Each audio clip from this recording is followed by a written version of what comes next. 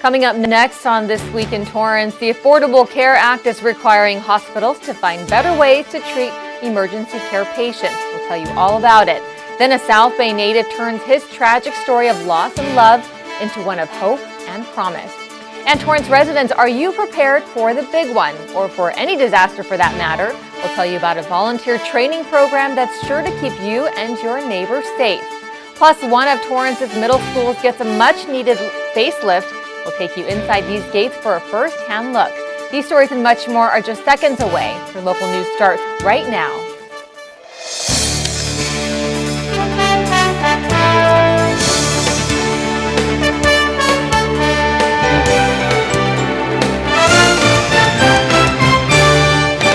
Hello, everyone, and welcome to This Week in Torrance. Thanks for joining us. I'm Jin Chun. Ben McCain has the week off. President Obama's Affordable Care Act officially opened its doors to enrollment on October 1st, and now uninsured Californians have a new place to shop.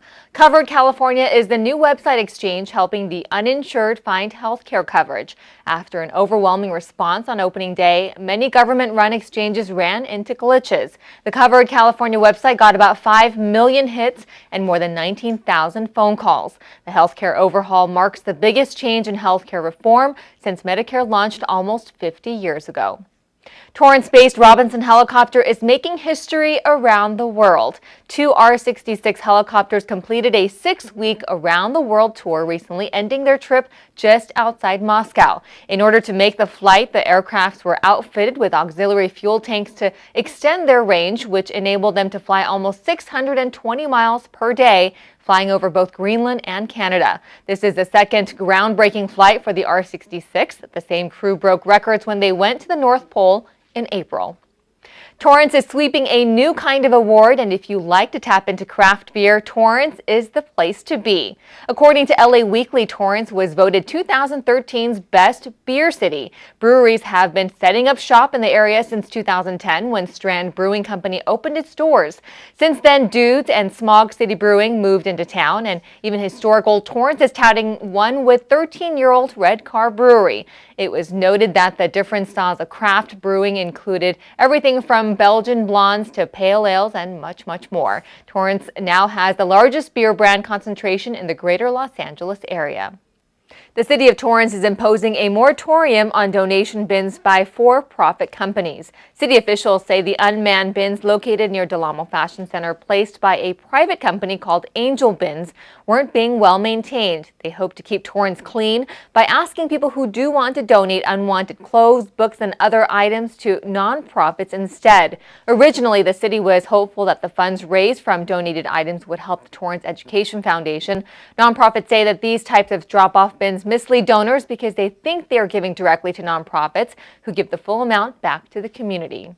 Speaking of charity, Keenan and Associates recently gathered 1,500 items of clothing and other goods for charity. The Torrance-based insurance brokerage company held its first Keenan Impact Day in Long Beach. The goal was to help the Long Beach Rescue Mission. More than 200 Keenan employees participated, collecting items as well as assembling more than 500 lunchboxes and toiletries, as well as 250 snack packs. They also wrote letters to military serving overseas. Mayor and council were back in session this week. Here is your update of the latest meeting. Torrance employee William Johnson was honored for his 19 years of service to the city of Torrance. Johnson was hired in 1994 as a heating and air conditioning technician. He was instrumental in the operation of the Benstead plunge hydronic systems to ensure for the heavy use of summer swim programs. Torrance proclaimed the week of October 6th through the 12th as Fire Prevention Week here in the city. Residents are reminded to practice fire safety and prevention at home. October is also Family History Month. Approximately 60% of Americans across the country have embarked on a genealogical journey to discover their family tree. The South Bay Genealogical Society provides education and guided programs throughout the year for the community. Along with Family History Month, October is also National Arts and Humanities Month. Residents are encouraged to take advantage of the many programs and classes offered throughout the Torrance Cultural Arts Center, the Torrance Art Museum, as well as the Nakano and James Armstrong Theaters. You can always watch replays of this week's council meeting on CitiCABLE on Time Warner Time Warner Cable Channel 3 or Verizon Fios Channel 31 every Wednesday and Thursday at 10 p.m. and Friday, Saturday, and Sunday at 10 a.m., 3 p.m., and 8 p.m. You can also watch online at torranceca.gov. Torrance is saddened this week with the passing of lifelong volunteer and local activist Harvey Horwick. Horwick was most recently honored by the City Council back in March of this year for his 32 years of dedicated service to the Torrance community. Horwick served on the Parks and Recreation Committee for 10 years and the Planning Commission for 8 before retiring. He was the third longest serving commissioner in the city's history. He also served on the council after being appointed to fill outgoing Councilman George Nakano's vacant seat from 1998 to 2000 when Nakano was elected to the State Assembly. Horwick was commended for being an outstanding role model and lifelong public servant. Horwick was 84 years old. He will be greatly missed. Coming up, hospitals are going in a new direction to help take new steps in healthcare reform. And the local fire department helps prepare Torrance residents for the unexpected. Is your body holding you back? Where do you think you're going? I want to go running. Not with that knee, you're not. Your bones and joints can say no at any age. Let's not pick her up. What do you say? Yet a lot of people in pain fight back. Use your head. Save your back. My bride, my rules. And regain their lives. You gotta be kidding me. Fight for your mobility. Visit anationinmotion.org. A message from the American Academy of Orthopedic Surgeons. I'll take it from here. Before we were ever treated for breast cancer, we planned for life after breast cancer. We made the choice that breast cancer would not take something away from us. Unfortunately, not every woman knows her choices. The American Society of Plastic Surgeons is supporting the Breast Cancer Patient Education Act, a bill that will help make sure women who are facing breast cancer surgery are told about all their options. Help bring this important issue to light. Call your member of Congress and ask them to support the Breast Cancer Patient Education Act. City of Torrance employees were treated to an annual event promoting good health. The annual City Health Fair provides employees with easy access to information on healthy eating tips, health benefits, proper dental care, and provided free screenings for disease prevention. Participants also got to take home goodies, including fresh fruits and vegetables from the Torrance Farmers Market. Flu shots were also given out at the health fair, which was held at the Toyota Meeting Hall. A local philanthropist shares some life lessons with the community. Reporter Haley Skeen has more on the founder of Torrance Memorial's Thelma McMillan Center. Carl McMillan had a very practical reason to quit drinking. My whole life had been devoted to the business. I'm not going to hurt the business. Once he sobered up, his plumbing company grew into a multi-million-dollar business. But despite McMillan's success, he couldn't help his two sons when they too began to battle alcohol and drug addiction. Each time we would try a different program or something else, and then here they'd be back in jail again. And ultimately losing both his sons to addiction was what urged McMillan to do something drastic, a solution to a problem he couldn't help solve for his own family. That's when Dr. Mo Gelbart at Torrance Memorial got a surprising phone call. Somebody wants to donate $5 million. Are you interested? The Thelma McMillan Center has been part of Torrance Memorial now for 10 years. McMillan named the intensive outpatient program in honor of his late wife, who died in 1999.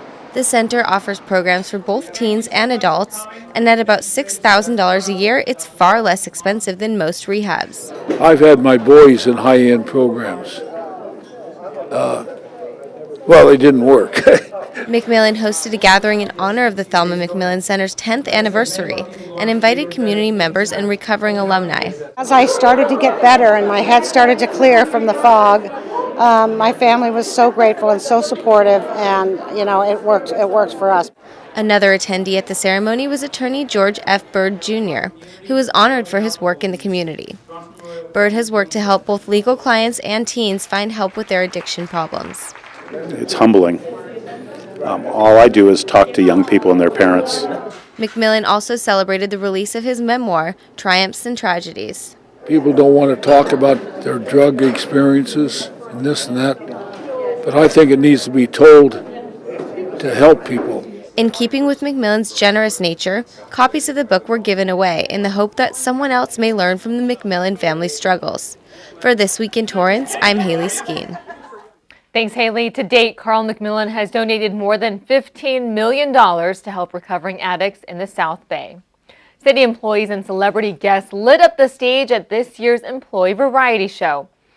For 15 straight years, Torrance city workers have put on a show to raise money for the American Cancer Society. This year, some special guests lent their talents to the cause, and it was a family affair. Pop star Tony Cortez took the stage with his daughter Alyssa for the first time, and Andy Hill of Hard Rain invited his son Chase up on stage to play a few numbers. The employees closed the evening with a medley of Cole Porter hits, and more than 30 lucky attendees went home with a raffle prize. So far, the yearly event has raised almost $1 million to go towards the fight against cancer.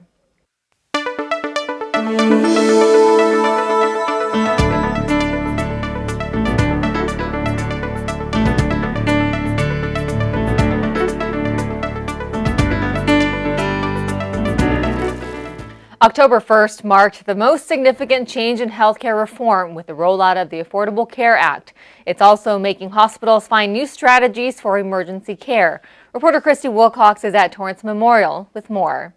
With the official onset of the Affordable Care Act here in California, hospitals are trying to give the uninsured the opportunity to work with their primary care providers in place of using the emergency room as their source of care.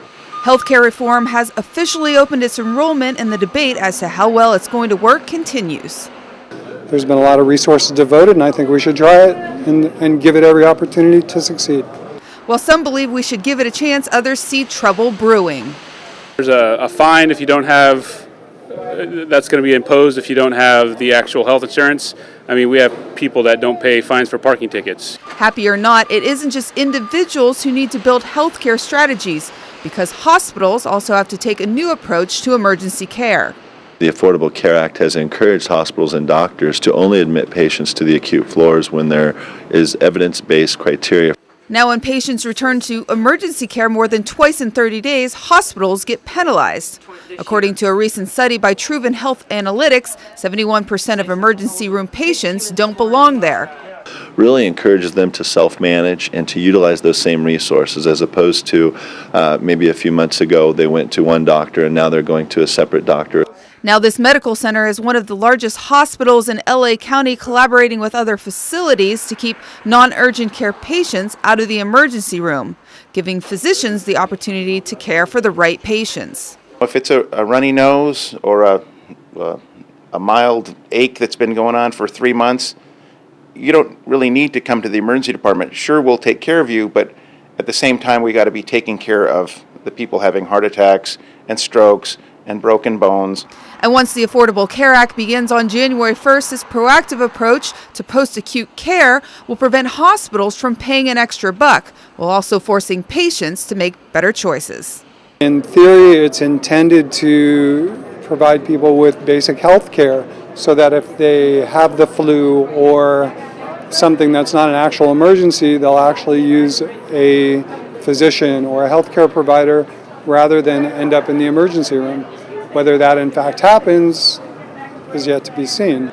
Now, I talked to Dr. Nakim here at the Emergency Services Department in Torrance Memorial, and he was saying that they have about 5,000 patients that come in here every single month, about half of which do not really need emergency services. They're just trying to find the right spot for them. Reporting for CitiCABLE, I'm Christy Wilcox. Back to you in the station.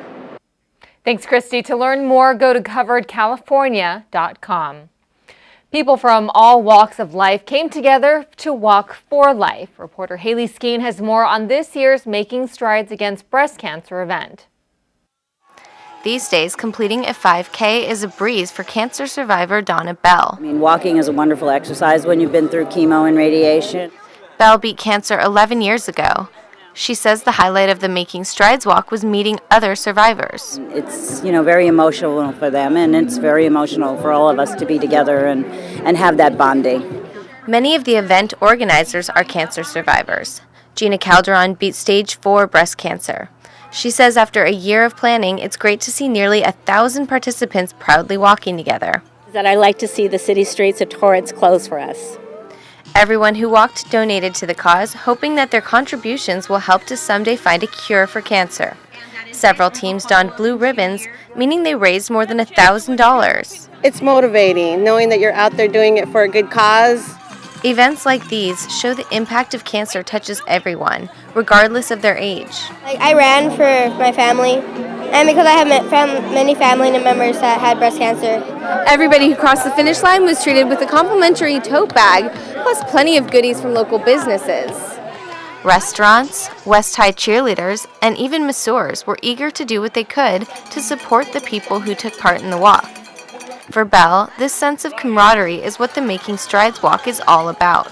The City of Torrance is always very supportive of us. You know, the community always shows up and supports us, so it's a wonderful thing.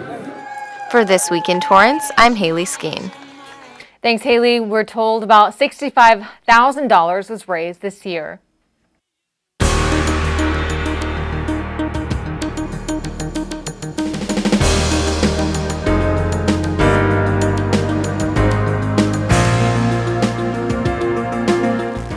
From earthquakes to floods, Torrance residents are being offered the right tools and resources to be prepared for whatever disaster may come their way. Reporter Faith Lee tells us about a local program doing just that.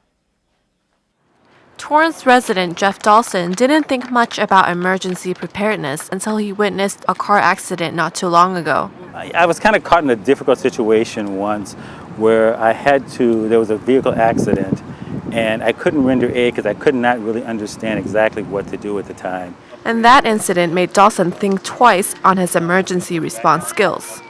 And from that point on, it made me want to make sure I was prepared in the case of an emergency or a disaster. So he joined the Community Emergency Response Team, the CERT. The CERT program itself is to aware the community and a way for them to give back in the event of emergency. The program trains students to become disaster service volunteers so they can take an active role in emergency preparedness in the neighborhood. This is going to incorporate things like fire suppression, triage, treatment, search and rescue. Everyone in the CERT program is offered an emergency bag, and you can create that at home on your own too. Some of the things you'll need is a flashlight, a face mask, and a first aid kit. Many students say the program is a learning curve for them. I learned how important it is to have a plan and a procedure in place and to work as a team and work as a partner. Not like most people, I'm not really accustomed to doing that. You're feeling cold? I'm cold, but I'm okay. I think I'm okay. Every year, the program educates about 60 people on basic disaster preparedness, but it's a very small number compared to people we would need during a major disaster, like the Colorado flood happened early September. A disaster could happen, strike at any time. We want to take care of themselves, their families, their neighborhood, and offer services if necessary to help others in need. For This Week in Torrance, I'm Faith Lee. Thanks, Faith. If you're interested in attending an upcoming CERT course, you can call the Community Services Department at 310-618-2720.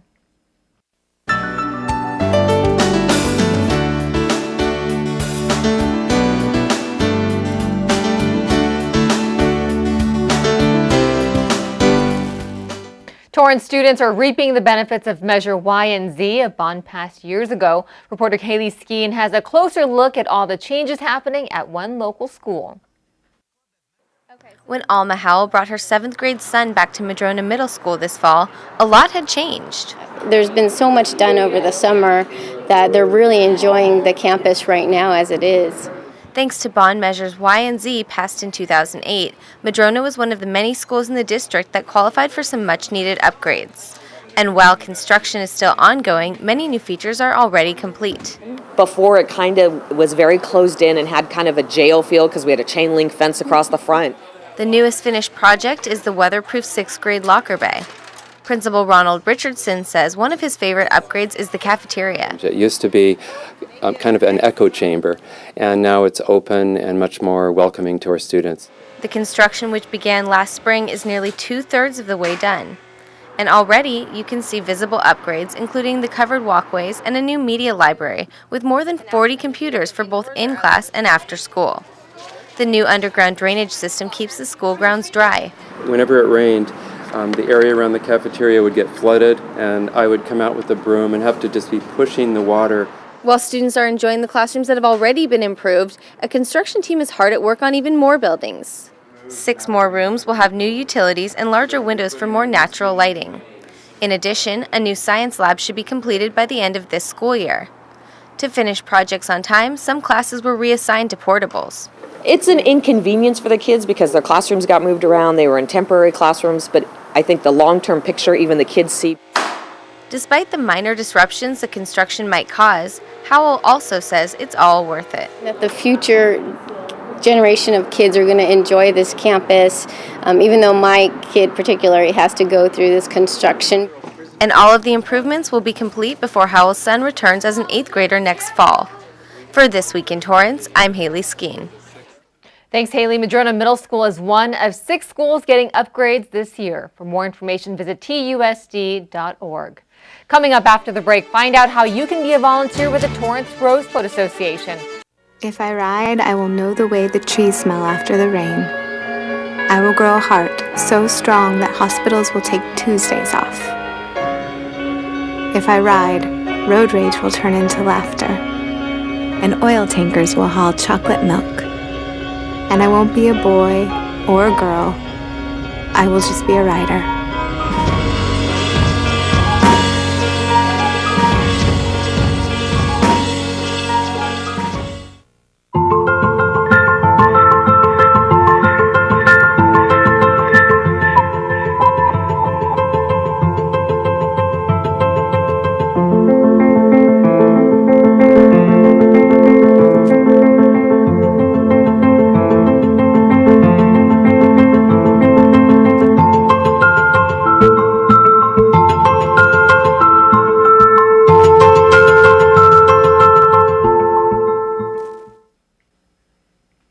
Welcome back. Smile for a Lifetime is looking for outstanding student candidates between the ages of 11 and 16 for their fall scholarship program. The goal is to give 2 students who serve the community and meet the income requirements an award to receive orthodontic care that they could not receive otherwise.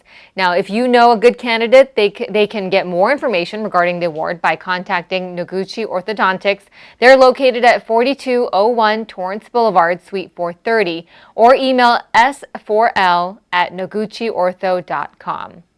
If you love the yearly Rose Bowl parade in Pasadena, it's time to get your hands dirty. Residents can sign up to decorate the 2014 float for the Torrance Rose Float Association. Now, this year's design is called Everyone Plays, and hundreds are expected to participate. This year's float will mark Torrance's 60th year at the parade, and if you're interested in bringing the float into floral perfection, attend the TRFA meeting on October 17th at 7 p.m.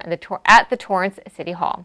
You can also call 310-618-2425 for more information. Now let's go out to Juan Hernandez with a preview of what's to come on the sports desk. Juan, we know you have a lot of great highlights. What do you have for us?